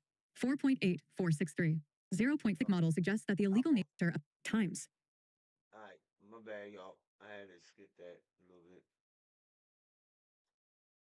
But we'll get on. I take a little, Accounting and the Territorialization of Markets, a field study of the Colorado cannabis market. Daniel E. Martinez A. Dame Flidra. Tommaso Palermob. Show more. Add to Mendeley. Share. Site. https://doi.org/10.1016/j aus 2022-101351 get rights and content. Abstract. This study examines the role of an inventory tracking and accounting system in the creation of a new market for legal cannabis in the U.S. state of Colorado. Inspired by the empirical setting and the work of Deleuze and Guattari, we illuminate different processes associated with the management of flows of people, aspirations, and things into, out of, and within the market. Our findings contribute to our understanding of how accounting is implicated in the territorialization of new governable entities. We show how accounting, as a market device, is involved not only in performing economic and other theories, but in populating market spaces with certain elements and not others. Finally, we suggest that our analysis has policy and regulatory implications related to phenomena of contemporary interests such as traceability of global supply chains and the social and economic consequences of tracking and tracing systems. Introduction. A variety of influential studies, e.g., for an overview see Miller and Power, 2013, Muniesa et al., 2007, have shown how accounting and other devices enable, format, and frame distinctive possibilities for economic interaction, thereby making abstract, e.g., cost centers, markets, and physical, e.g., a factory floor, a hospital ward, entities visible, calculable, and governable. Studies such as these provide evidence of what has been described in accounting research, often inspired by the work by Foucault, Mencken, and Miller, 2012, Rafenso et al., 2019, as the territorializing capacity of accounting and other devices. Through a recursive relationship between accounting practices and an array of economic and other ideas and bodies of knowledge, new entities ranging from individuals to fields are simultaneously constituted and made amenable to government. Miller and Power, 2013. In this paper, we argue that our understanding of territorialization, often stressing the constitution of boundaries of governable entities, can be enriched by also attending to flows of people, things, practices, and ideas into, between, and within these entities. To this end, we draw on the work by Deleuze and others, DeLanda, 2016, Deleuze and Guattari, 1987. See also Martinez and Cooper, 2017, 2019, New et al., 2009, to analytically reflect on two territorializing processes of assemblage formation, one that involves setting boundaries that may restrict or enable flows, and another that involves assigning more or less stable and clear-cut functionalities to what flows within and across boundaries. Taking inspiration from DeLanda, 2016, we also explore how human actors can attempt to shape assemblage dynamics by adjusting the boundary opening/restricting and functionality ascribing territorializing processes as if they have available two knobs that can be turned up and down and mutually adjusted one to the other. As a result, our conceptual background enables us to explore a plurality of territorialization intensities, e.g., in our analysis, one related to establishing boundaries, another related to ascribing functionalities, which can vary over time, across different settings, and in relation one to another. We ground our analysis in a 4-year-long study of a legal market for recreational cannabis in Colorado. This is an apt setting to study accounting and territorializing processes, with a particular focus on flows, for 2 reasons. Firstly, the regulation of the movement of people, things, practices, and ideas into and within a market is a central task for the state regulators that we study. Since cannabis remains illegal at the federal level in the USA, regulators in Colorado need to demonstrate full traceability of the physical cannabis product, Power, 2019. To ensure public safety, they need to demonstrate total control of the product, the prevention of diversion of cannabis to minors or neighboring states, and the ability to test products and issue product-level recalls. In addition, to succeed as a public policy, the legal market needs to rival and eventually replace the existing illegal and semi-legal markets. Regulators therefore must encourage and entice largely unknown black market practices, ideas, and people out of the shadows and into its zones of control, Palermo et al., 2016. This mandate is reflected in the legislative requirement that the regulations do not impose any demands that are unreasonably impracticable for market participants, State of Colorado, 2012, page 4. Secondly, what HUDAC, 2014, calls the backbone of Colorado's regulatory architecture is the Marijuana Enforcement Tracking and Compliance System, METRC. Metric has much in common with other accounting systems, information systems, and market devices well studied in the literature. Like the various regulatory technologies, Williams, 2013, mediating instruments, Miller and O'Leary, 2007, ranking devices, Pollock and Diderio, 2012, and market devices, Millo and McKenzie, 2009, described in the accounting literature, METRC not only contributes to seeing the cannabis market, Scott, 1998, but also to making it amenable to state ambitions of inspection, taxation, and control, like the well-studied corporate enterprise resource planning, ERP systems, e.g. Chapman, 2005, Deckhow and Moritzen, 2005, Newman and Westrup, 2005, Pollock and Williams, 2008, Quattroni and Hopper, 2001, Scapins and Jazzieri, 2003. METRC can also be seen as an assemblage of artifacts, software, indicators, visions of best practice, and prescriptions for improvement that altogether contribute to controlling products and transactions within organizations and across networks. On this basis, METRC can be seen as a form of accounting that connects our study to core themes in social studies of accounting, including debates about the constitutive role of accounting and the instability of accounting assemblages. In our empirical analysis, we start by illustrating the role of cumulative regulatory interventions in defining the boundaries of the cannabis market assemblage. We document how a patient-caregiver model and a licensing system contributed to delineating the boundaries of the market and assigning functions to cannabis growers, distributors, and users, and to the seed-to-sale tracking of cannabis via METRC. This chronology reveals an increase in territorialization intensities as a fairly predictable result of regulators turning up the 2 knobs that enable/restrict flows from crossing boundaries and ascribe functionalities to those flows that make it through the boundaries. We subsequently enriched the analysis by zooming in, Nicolini, 2009, on how METRC is implicated in the regulation of 3 specific kinds of flows: digital information inputted into METRC, cannabis seeds and plants, and the ideals, promises, and aspirations that underpin the functioning of METRC. In so doing, we illuminate various relational dynamics in which potentially threatening flows filter into the assemblage, e.g., as erroneous data, illegal plants, and industry aspirations, and are then territorialized into useful components that sustain both the safety and the commercial viability of the market. By iterating between these empirical observations and our conceptual focus on flows and territorialization intensities, we develop 3 contributions. First, our analysis helps to better understand the relational properties of territorialization and their implications in the formation of assemblages. Compared to previous work, Martinez and Cooper, 2017, 2019, Miller, 2014, Miller and O'Leary, 1994, New et al., 2009, we show that the intensity of territorialization is not a singular and evenly spread force. Instead, we provide insights into different territorializing processes, which vary in intensity across time and place, and which interact and affect each other in sequences that we describe. In so doing, we highlight that assemblage formation is contingent not only on how its components act on each other, Martinez and Cooper, 2019, page 3, but also on the ways in which these components are or not brought into the assemblage and are given or acquire or not certain functionalities. Second, our analysis contributes to our understanding of agency in territorializing processes. Recent work, Free et al., 2020, has challenged the accounting literature on territorialization as portrayed, for example, by Miller and Power, 2013, arguing that territorialization results from some kind of skillful orchestration rather than some mysterious force that emerges irrespective of the strategizing of individuals and groups. Free et al., 2020, page 487. Our conceptual apparatus is also sensitive to the role of skillful actors, but places their actions in a web of relational and often surprising effects of assemblage formation dynamics. Through the metaphor of the knobs, we show how regulators purposefully seek to manage flows, modulating territorialization intensities to address concerns about the commercial viability of the market and public safety. However, we also show how the agency associated with these attempts remains distributed across different market actors, varies across different settings, and over time. The intention of regulators when they turn one knob is not pre-existing but emergent from the assemblage of which knob turning is part and parcel. This includes adjustments needed in the other knob as well as responses to the territorialization aspirations of regulated entities. Third, a variety of studies in accounting and beyond emphasize the performative role of accounting and other market devices. Muniesa et al., 2007, or mediating instruments. Miller and O'Leary, 2007. Ranging from measurement systems and rankings to risk profiling tools and credit scoring technologies. McKenzie, 2009. Millo and McKenzie, 2009. Pollock and Diderio, 2012. Poon, 2009. Williams, 2013. Such devices are shown to impose order by making actual the ideas advanced in economic textbooks and elsewhere, as well as constituting a stable reality, allowing for dispersed agents to make long-term investments.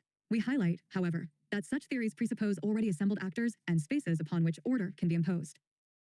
We enrich these studies by showing how, through dynamics related to the regulation of flows and varying levels of territorialization intensities, accounting and other devices are involved in populating market spaces in the first instance with certain elements, but not others. These flows structure the range of possible futures that markets might achieve, and therefore must be considered alongside the performative struggles that only later take place on such grounds. The rest of this article is structured as follows. In the next section, we articulate our core notion of territorialization and its application to the research setting. This is followed by a description of our research methods and data analysis approach, as well as our empirical context. We then document how the cannabis market assemblage is territorialized by the state through various regulatory interventions and devices, including METRC. We then show how METRC is implicated in the regulation of 3 kinds of flows, and how this way of regulating flows affects territorialization intensities. The paper continues with a discussion of our contributions to the literature on territorialization, assemblage formation dynamics, and market making. The paper concludes with the study's policy and regulatory implications and suggestions for further research. Section snippets. Flows and territorialization intensities.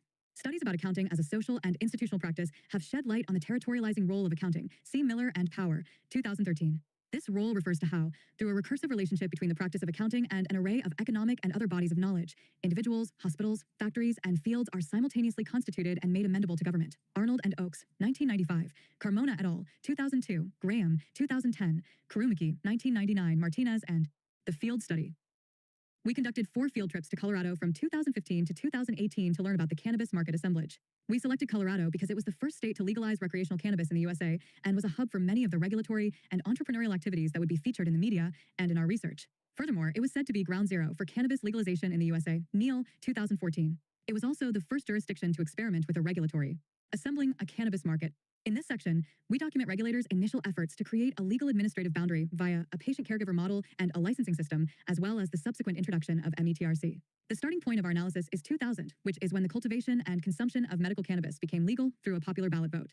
While this starting point precedes our field work, it helps to shed light on initial regulatory efforts which have significant implications for metric and the regulation of territorialization intensities. In this section, we zoom in on 3 kinds of flows in the cannabis market assemblage to shed light on how METRC helps to articulate varying degrees of territorialization intensities in the cannabis market. Through metrics design, use, and adjustments, regulators attempt to restrict or enable flows across boundaries and assign more or less stable and clear-cut functionalities to the flows that make it through such boundaries at the digital, data inputs, material, plant/genetics, and discussion. Taking inspiration from the work of Delos and Guattari, our analysis distinguishes between 2 territorializing processes. One related to creating boundaries that regulate the flow of people, things, and ideas. Another one related to assigning functions to what flows into and out of these boundaries. Through Delanda's knobs metaphor, we show how regulators attempt to adjust these processes as if they have available 2 knobs that they can turn up, turn down, and relationally adjust to vary. Conclusion and further directions for research.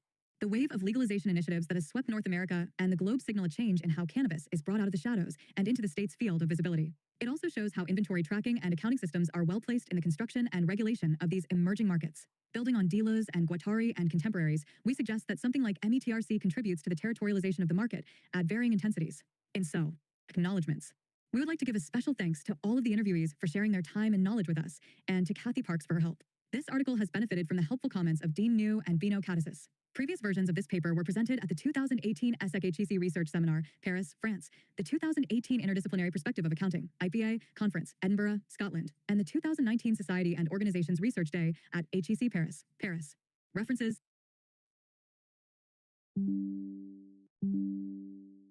What's in your gummy? State cannabis contaminant rules vary widely. This article is accompanied by comparison of state-level regulations for cannabis contaminants and implications for public health. Author, Nate Seltenrick authors info and affiliations. Publication, Environmental Health Perspectives. Volume 130, Issue 10. SID, 104,001.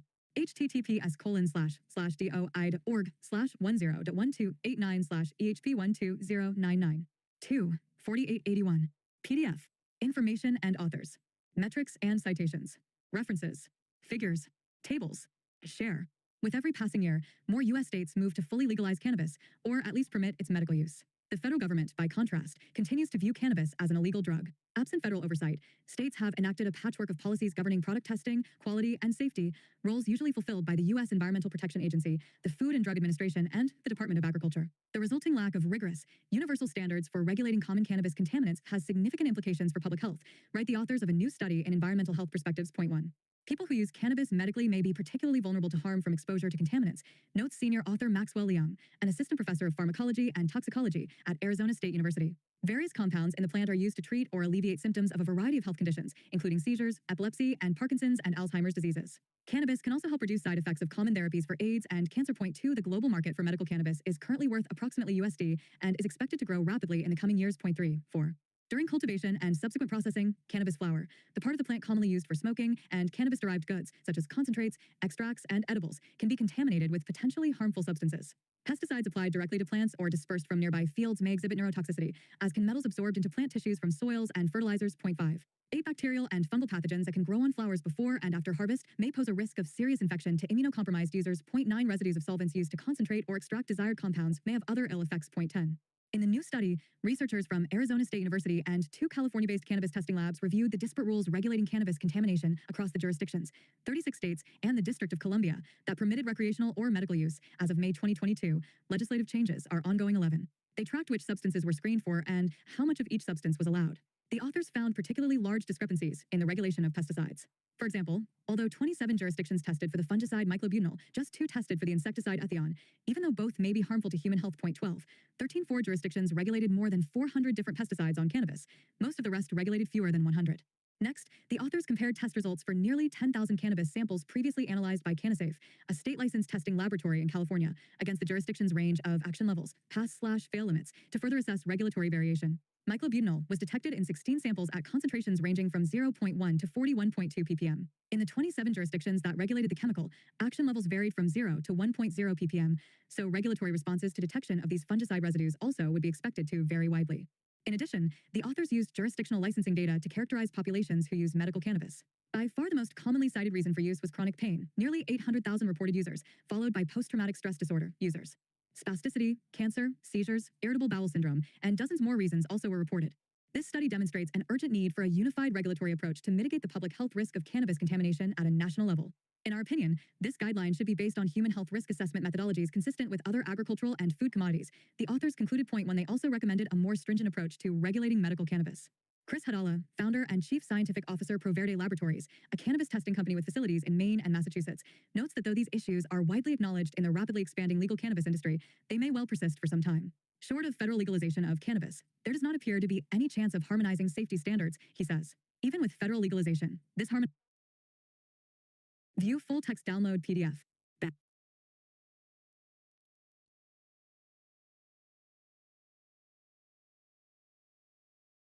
Cultivating evidence-based pathways for cannabis product development. Implications for consumer protection. O'Brien Walton. Kaimi Kellis. William Tankersley. Rakinkumar S. Patel. First published April 28, 2021. https://do.id.org/10.1111/ABLJ12173. Citations. 1. Aubrey L. Walton, JD, CPA. Is a professor of business in the Department of Business at Cameron University. Read the full text. PDF. Tools. Share. Abstract. Disparities between federal and state cannabis regulation, coupled with protracted federal enforcement, have facilitated the proliferation of a multi-billion-dollar cannabis industry that generally evades compliance with federal consumer protection laws. The Federal Food, Drug, and Cosmetic Act, FDCA, established regulatory pathways for the lawful development of products such as food, drugs, and dietary supplements. The FDCA uses a science-based approach to protect consumers from harmful products, but early inconsistencies between state and federal cannabis regulation prevented and/or discouraged the cannabis industry from complying with FDCA requirements. Cannabis products are promoted as safe and attributed with providing effective therapeutic treatment for numerous medical conditions, yet the claims often lack the rigorous evidence-based support typically expected by regulators and the medical community. The Food and Drug Administration, FDA, has announced its expectation that cannabidiol, CBD, products comply with the FDCA and follow a science-based approach to product development. The FDA is addressing violations involving unsubstantiated CBD health claims and is working to clarify the future regulatory pathway for CBD products. Meanwhile, the state-approved cannabis market continues to operate, selling numerous products that have circumvented the FDCA consumer protections. This article examines the need for strengthening consumer protections in the cannabis market. We use evidence-based medicine as a model to address the importance of science-based product development and to contextualize a science-based comparison of regulatory pathways for cannabis drugs, food, and dietary supplements. Citing literature. Volume 57, Issue 4. Winter 2020. Pages 773 to 825. Related. Information. Recommended. Consumer Protection Agency. Martha W. King. The Wiley-Blackwell Encyclopedia of Consumption and Consumer Studies. 1. Cannabis, tinny, houses in New Zealand. Implications for the use and sale of cannabis and other illicit drugs in New Zealand. Chris Wilkins, James L. Riley, Sally Caswell. Addiction. Combating lookalike product through adapting advertising appeals to consumer value. Strategic implications to brand imitation management. Lian Dianwan, Zanfitan, Chenguwan. International Journal of Consumer Studies. Cannabis Regulatory Confusion and its Impact on Consumer Adoption. Stephanie Geiger-Oneto, Robert Sprague. American Business Law Journal. Integration of the U.S. Cannabis Market. Barry K. Goodwin. American Journal of Agricultural Economics. Download PDF. Back. About Wiley Online Library. Privacy Policy. Terms of Use. About Cookies. Manage Cookies. Accessibility. Wiley Research DE&I Statement and Publishing Policies. Developing World Access. Help and Support. Contact us. Training and Support. DMCA and Reporting Piracy. Opportunities. Subscription Agents.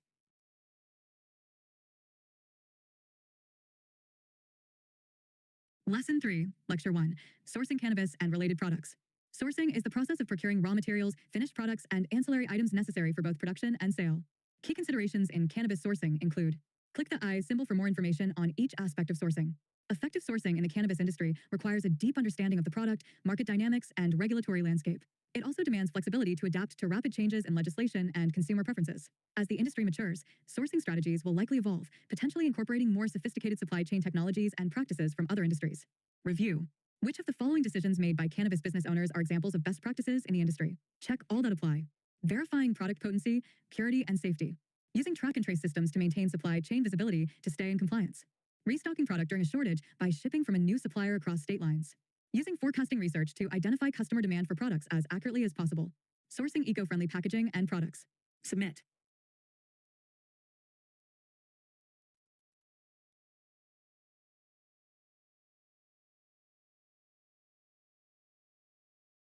Lesson 3, Lecture 2, Supplier Evaluation and Selection in the Cannabis Industry. In the cannabis industry, supplier evaluation and selection is a critical process that goes above and beyond traditional evaluation and selection methods because of the product and the laws around it. Effective supplier management is crucial for ensuring product quality, maintaining compliance, and building a reliable supply chain. Selection process. The process of selecting a supplier involves several steps of vetting to ensure the best possible match is made. The steps are as follows. 1. Initial screening, review of licenses, basic qualifications, and alignment with buyer's needs. 2. Detailed evaluation, in-depth assessment based on the criteria above. 3. Site visits, on-site inspections of cultivation or manufacturing facilities. 4. Sample testing, evaluation of product samples for quality and consistency. 5. Negotiations, discussion of terms, pricing, and service level agreements. 6. Pilot orders, small-scale orders to assess performance before full commitment. 7. Ongoing monitoring, regular evaluation of supplier performance and compliance. Note that the process is not finite. The final step repeats itself throughout the professional relationship between the buyer and the supplier. Maintaining high standards and continuing to evaluate the effectiveness of your suppliers is key to continuing an effective, profitable, and compliant relationship. Selecting the right suppliers in the cannabis industry requires a careful balance of quality, compliance, reliability, and cost considerations. As the industry matures, buyers are likely to develop more sophisticated evaluation methods, potentially incorporating technologies like blockchain for enhanced supply chain visibility and supplier verification. You are a buyer looking to work with a new supplier. Read the summaries of the 2 suppliers below. Which of the following suppliers should you work with? Supplier A is a new cultivator with a wide variety of products available for purchase. Though they have no references, they use secure transportation and track and trace all products. Their products are of a high quality, and they present you with a report on all of their security measures, sourcing, and processes when you visit to evaluate their operation. Supplier A is responsive with customer service and has a flexible production line capable of rolling with regulation changes. Supplier B is a relatively new cultivator who specializes in one type of product. The company is currently making quite a bit of money, and the supplier is confident that the demand will stay as high as it currently is, though he can't bring you any research that proves his claim. You learn that his company has had some financial troubles in the past, and though he recently upgraded his machinery, his new practices are not considered particularly sustainable, but they do produce a lot of products. Submit.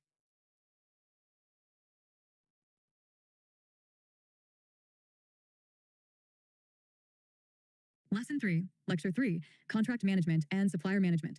Effective contract management and strong supplier relationships are crucial for maintaining a compliant, reliable, and efficient supply chain, particularly when considering the unique complexities of the cannabis industry. Key aspects of contract management. Contracted relationships between mutual parties should have clear expectations and specific language, but especially so in the cannabis industry. Examine the aspects of contract management below by clicking the cards for more information. Regulatory compliance clauses, quality assurance provisions, pricing and payment terms, delivery and logistics, confidentiality and intellectual property, termination and dispute resolution. Many of the practices in the cards are best practices for contract management normally, let alone in the cannabis industry. Across all of these modules, the two things you should keep in mind are the regulatory environment and the constantly evolving industry. If you can remember those two concepts, you'll be able to identify examples of unique parts of the cannabis industry, no matter the topic. Building strong supplier relationships. Outside of formal contracts, building good relationships is a bedrock of supply chain success. Consider the following practices to build and maintain trust between both parties.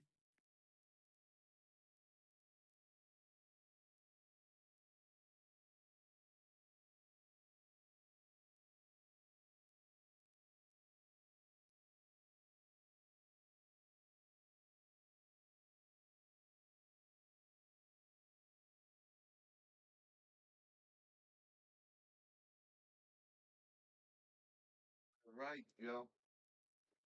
I'm here. All right. We let's see where we're at. All right. Current three.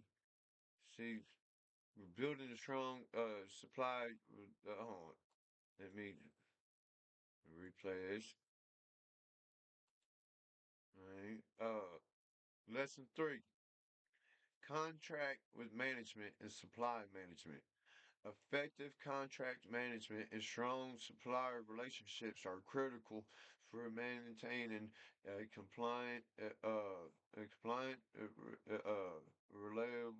reliable, and efficient supply chain, particularly when considering a unique complexities of the cannabis industry. All right, that really what's saying is you need a good relationship with your wholesale and your retail.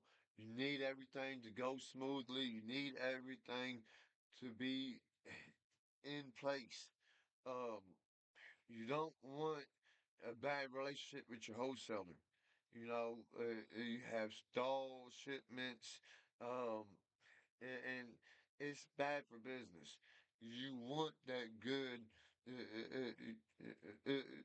relationship.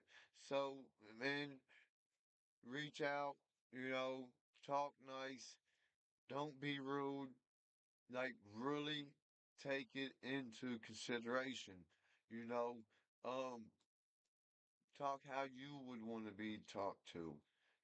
That's what I'm saying. Um, it's really critical to really have that, contact them. If you the wholesaler and you ship out your product, call them. Call them and say, hey, what's up? I was just checking in, seeing how you like the products and everything. See if there's anything I could have done better, and what did you like? Why did you choose me? If you don't mind me asking, like I really want to know so I can like do what people want of me, like and improve. Because everybody wants to succeed. Everybody wants to gain. Everybody wants to win, you know. And you can't do that if you burning bridges. You can't. It's hard. You you meeting new people. It is hard, you know. You don't want to be that person. It's not good. Everything. Be the person where everybody wants to talk to you. Everybody wants to deal with you. I mean, you're cool. I mean, you're easy to get along with. You're there for somebody when they need you. I mean, you aren't giving out no free product, but you're giving out free product, to the people that supports you. You make sure they support you, and then when they support you, you give them stuff for it. You give them because Trust me, people can go other places. People can. There's a million different plugs, wholesalers out there, and great prices and great products. They're coming to you. So you need to take that and really appreciate it. You need to take that and run with it. You're like, all right, yeah, you don't want to be the asshole. You don't want to be the guy that nobody likes, that they just hit up just because they're out and they can't get nothing else. You know, that is a big thing. Lesson 3, Lecture 3, Contract Management and Supplier Management. Effective contract management and strong supplier relationships are crucial for maintaining a compliant, reliable, and efficient supply chain, particularly when considering the unique complexities of the cannabis industry. Key aspects of contract management. Contracted relationships between mutual parties should have clear expectations and specific language, but especially so in the cannabis industry. Examine the aspects of contract management below by clicking the cards for more information. That's right. You want to be clear about what you're going to do, what your job is, what your role is. You want to be clear on that. You want to know what is expected of you so you can do what is expected plus more. You know, everybody wants to produce more. You know, people don't want to be the one that's lagging behind, the one that's not pulling their own weight. Everybody wants to do that. So it makes you feel good about yourself. It really does. It makes you feel good about yourself when you pull your own weight. Everything. That's Regulatory compliance clauses, quality assurance provisions, pricing and payment terms, delivery and logistics, confidentiality and intellectual property, termination and dispute resolution. Many of the practices in the cards are best practices for contract management normally, let alone in the cannabis industry. Across all of these modules, the two things you should keep in mind are the regulatory environment and the constantly evolving industry. If you can remember those two concepts, you'll be able to identify examples of unique parts of the cannabis industry, no matter the topic. You know what? I just want to say this. For the two people that's the current viewers that is staying on, watching the whole thing, from the bottom of my heart, thank you. Thank you. It means a lot. It might be two people, but it means a lot. Y'all stayed, y'all's watching the whole thing, and it really, really means a lot. Thank you. Building strong supplier relationships. Outside of formal contracts, building good relationships is a bedrock of supply chain success. Consider the following practices to build and maintain trust between both parties. Let me get my coffee. Oh, let me find this. In the contract include clauses that ensures adherence to regulations. So you put in the contract certain stuff so you make sure you and the customer or the supplier obeys by the regulations, provisions for maintaining proper license and permits. And the contract includes specifics for product quality, potency, and purity. Um, Hold on, let me get my the charger on. My requirements for third party testing, you gotta have that in there. Who's responsible for it? Prices and payment terms, the deliveries, logistics, just all this stuff. You got to have it on paper. Let me grab my coffee.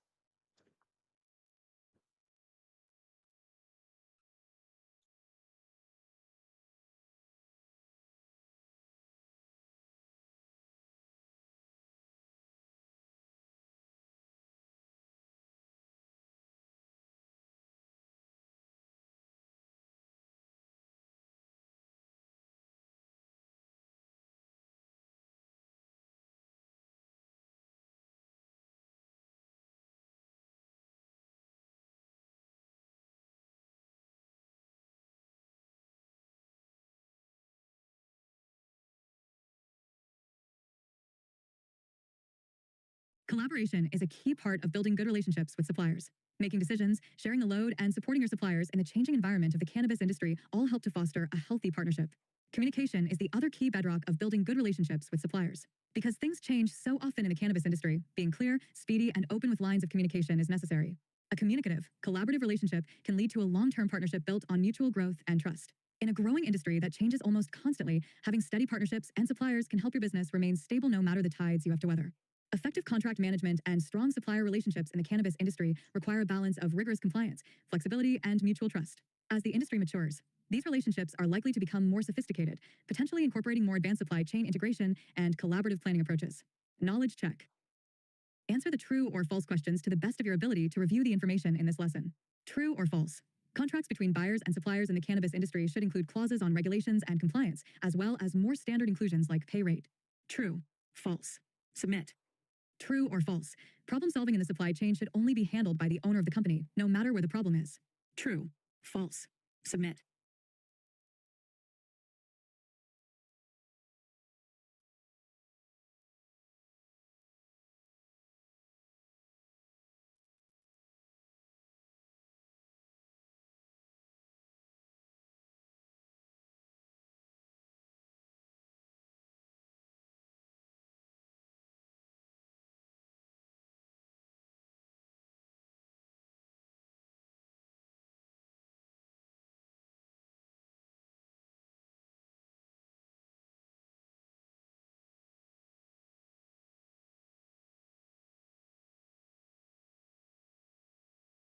All right, I'm coming. This is it.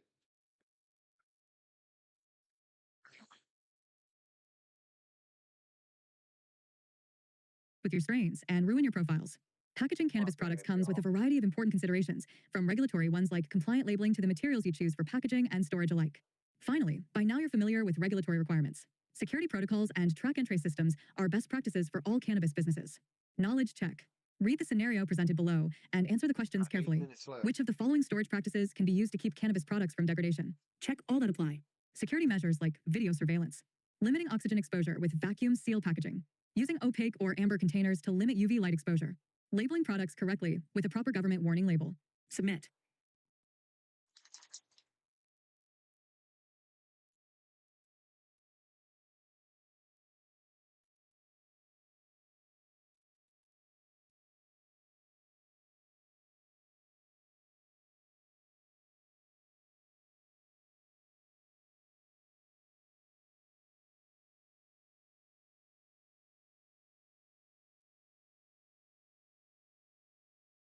All right, guys.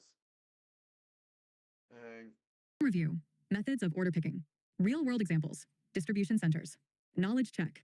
Match the distribution center operation component to its correct definition. To do so, click the item on the left and drag it to its partner on the right, then press submit. Draggable item rectangular shape with an arrow on the right side. Put away. Draggable item rectangular shape with an arrow on the right side. Order picking.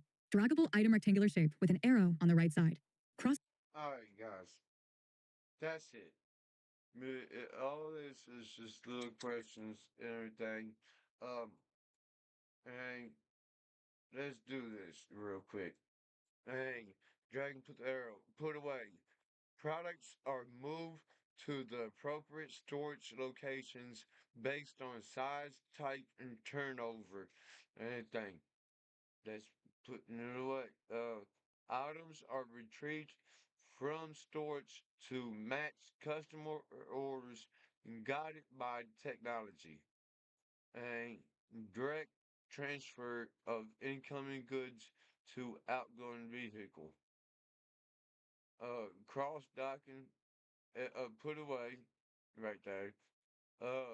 Order picking, your orders are retrieved from storage to match the customer orders. And then cross docking is to a direct transfer of incoming goods to outgoing vehicles. Hey, hey, that's it. Hey, let's Check the see. details. Ensure that your transportation method of choice has the following qualities. 1. Oh yeah, this is another thing. Let me put my face back on it. I transferring the cannabis or storing the cannabis. is really important. Really important. You got to keep the temperature at a good temperature. And like 68 degrees Fahrenheit, great temperature to keep it at, and not too hot or anything, and it's not too cold. You don't want it to be freezing and break the trichomes off, but you don't want it to be hot and it converts the THCA to THC9, then to not THC, CBN. THCA to THC9 to CBN. You don't want that. You want to stay high THCA and then some THC9, whatever that's in it, but you don't even want it to convert because that's getting old. You want the freshness, you want the high THCA, and that's it, the security. You got to keep it secure in the vehicle. It has to be in a locked facility. If you're transporting, if you're delivering cannabis, it has to be in a concealed, locked thing. Your vehicle cannot be marked. It cannot be saying, hey, Honey Gains Kentucky Cannabis Delivery System. It can't have that. It has to be a plain Jane vehicle, unmarked, like a detective. Hey, but it has to have a locked space in it, and it has to be underneath there. It has to have a security, and it has to have GPS tracking, and the the packaging has to be the route that the driver has to take has to be planned. It all has to be planned out, everything, and maps. And the license has to be in order. Everything has to be done. All your boxes has to be checked. You have to go on, uh, keep your mileage wrote down, GPS. You can't get on interstates. You can't go out of state and back into state. You have to stay into that state. I mean, it just all kind of loopholes and everything. But the temperature, the secured place. If you're at the dispensary, it has to be in a locked room. You can't keep your product out. And it has to be in a secured locked room, and then it gets brought out to the customer. You got some display stuff, but that's it. Hey, but yeah, hey, come on, hey. Yes, or stick and then Temperature control, maintaining proper conditions to preserve product quality. 2. Security, preventing theft and diversion. 3. Tracking, implementing seed-to-sale tracking systems. 4. Packaging, using compliant, tamper-evident packaging. 5. Licensing, ensuring all transportation is conducted by licensed operators. 6. Route planning, avoiding jurisdictions where cannabis transportation is illegal. 7. Insurance, obtaining appropriate coverage for cannabis shipments. Emerging trends. As technology evolves, the cannabis industry evolves with it. 3 trends emerging in the past few years include electric vehicles for reduced environmental impact, blockchain technology for improved tracing, autonomous vehicles for potential future use in secure, efficient transport. Keeping an eye on the growth of these trends can be beneficial for your business. that's another thing. Trends. Man, you gotta get on them fast. But if you get on them fast, you can make profit. You can make major profit off the trends. It's iffy. Now, don't jump on it too late, because if you jump on it too late, then you're gonna be stuck with everything. But if you can get the trend right when it starts, bam, you got hella profits and everything. Like them snow caps when they first came out. Oh man, or moon rocks when it first came out. When wax first came out. I mean, for years, wax was big, and now it's starting to little die off, I mean, shoot, you could grind a pound of wax off and make a killing now. You hold on to it for like 6 months. It is what it is. Knowledge check. Read the cards below and sort them into the proper category. Cards can be either a fact/definition or a hypothetical scenario. Identify what method of transportation is described and or what method of transportation would be best used in that scenario. A large bulk shipment that needs to be shipped long distance. ground transportation, air transportation, rail transportation. Maritime, rail transportation. Air transportation is federally illegal. Ground transportation, it takes some time, you know. Marine time, a boat. All right, good luck.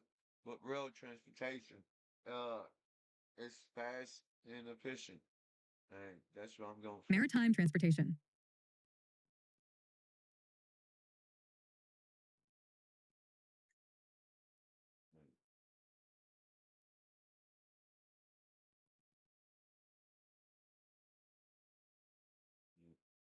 No, railroad. No, railroad. See? No. I told you. I had to mess with y'all. All right. There it is, y'all. All right. We're going to get into lecture 2 on the next live. So on the next live, we're going to get into lecture 2. And that's going to be week 2. And we're going to go on cannabis law. So I hope you enjoyed this time. You know, it was a little long. The first video, it kind of messed everything up, and I think it killed off all my viewers. But the second video was pretty educational and good. I'll holler at y'all later. Peace.